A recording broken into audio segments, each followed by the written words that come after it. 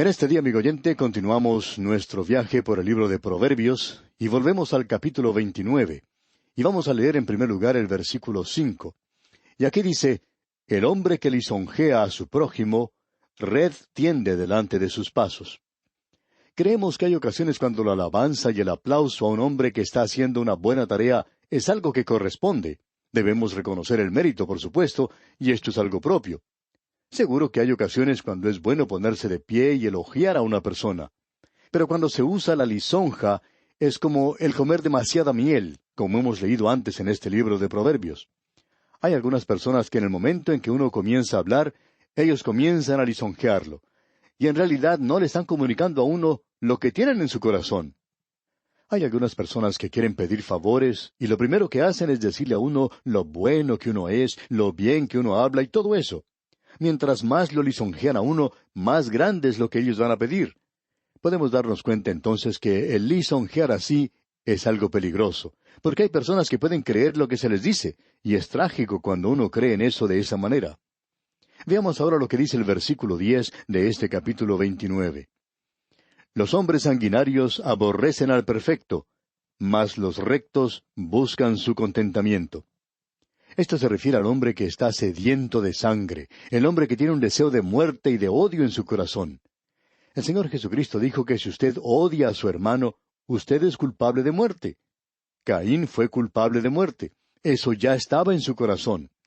Si usted quiere enterarse cuán pronto y cuán profundo puede caer el hombre, solo debemos recordar que Dios había creado a Adán y Eva perfectos. Y Adán y Eva cayeron. Y lo único que ellos podían traer a este mundo era un pecador. Eso lo demostraron en sus hijos e hijas. Y Caín fue uno de ellos. Este joven nació con la muerte, el deseo de muerte en su corazón. Él odia a su hermano. ¿Qué cuadro, pues, el que tenemos aquí?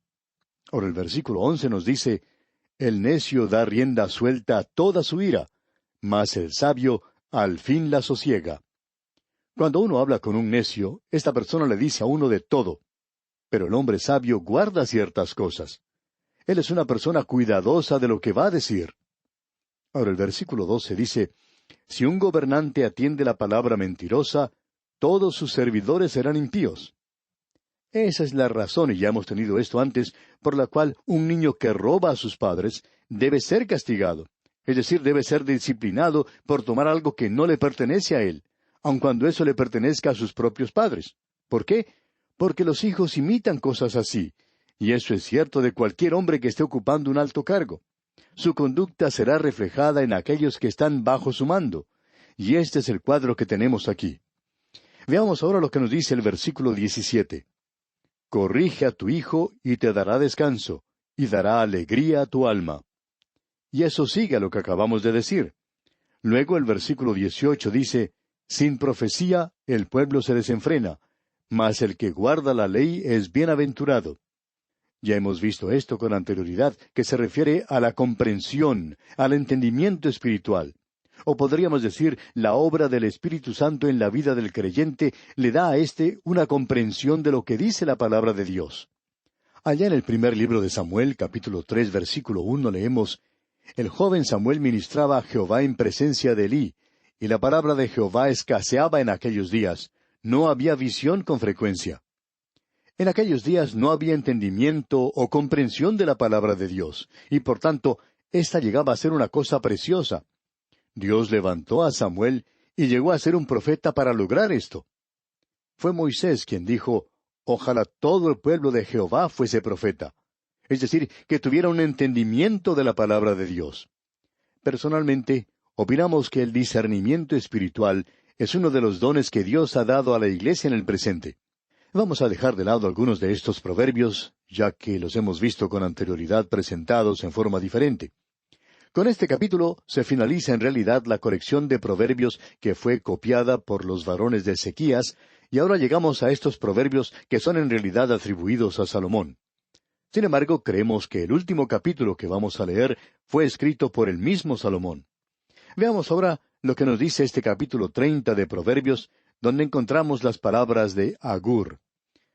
En el primer versículo de este capítulo 30 leemos, palabras de Agur, hijo de Jaque, la profecía que dijo el varón a Itiel y a Ucal. No conocemos a estos hermanos, pero esto nos viene de un profeta desconocido, un escritor desconocido.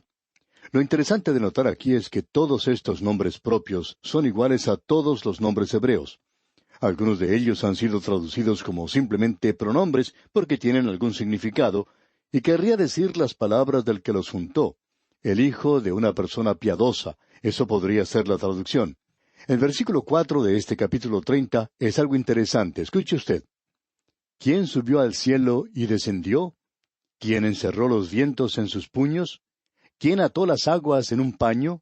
¿Quién afirmó todos los términos de la tierra? ¿Cuál es su nombre y el nombre de su hijo, si sabes?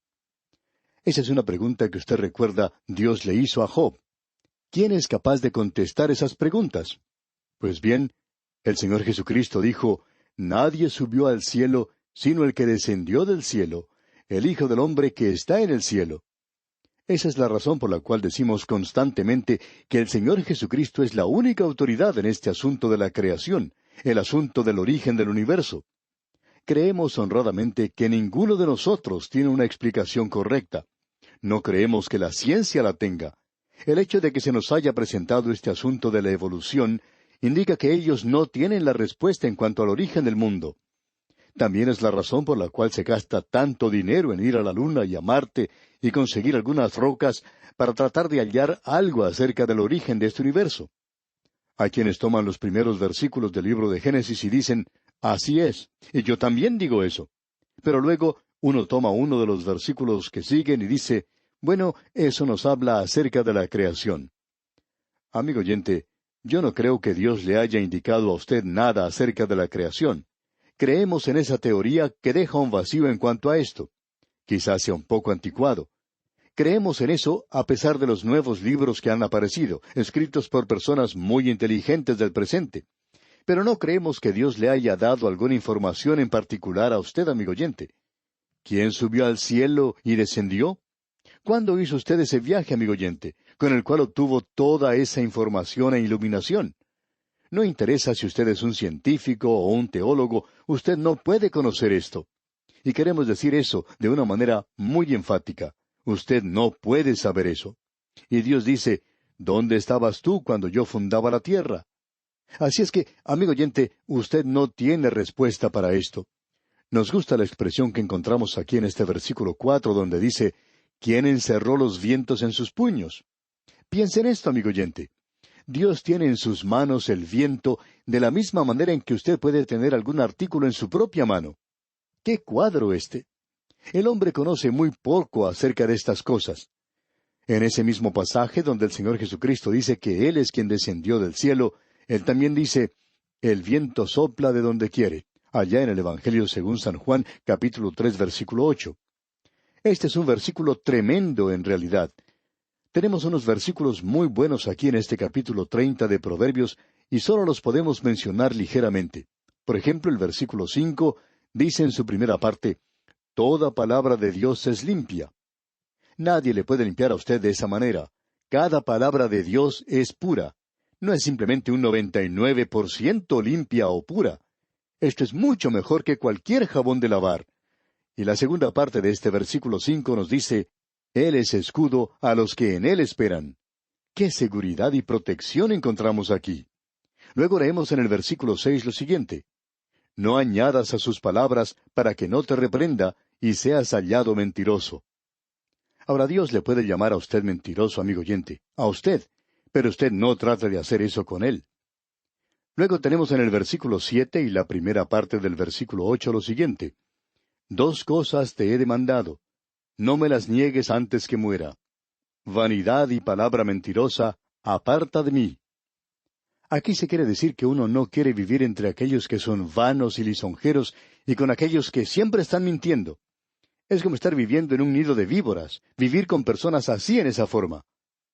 Luego dice en la segunda parte del versículo 8, No me des pobreza ni riquezas, manténme del pan necesario. Quiero tener una buena dieta, quiero andar por el centro del camino, y no quiero ser un extremista, andando sobre la izquierda o la derecha. Luego en el versículo 12 leemos, Hay generación limpia en su propia opinión, si bien no se ha limpiado de su inmundicia. Hay muchas personas, aún miembros de la iglesia, amigo oyente, que pueden decir cosas así.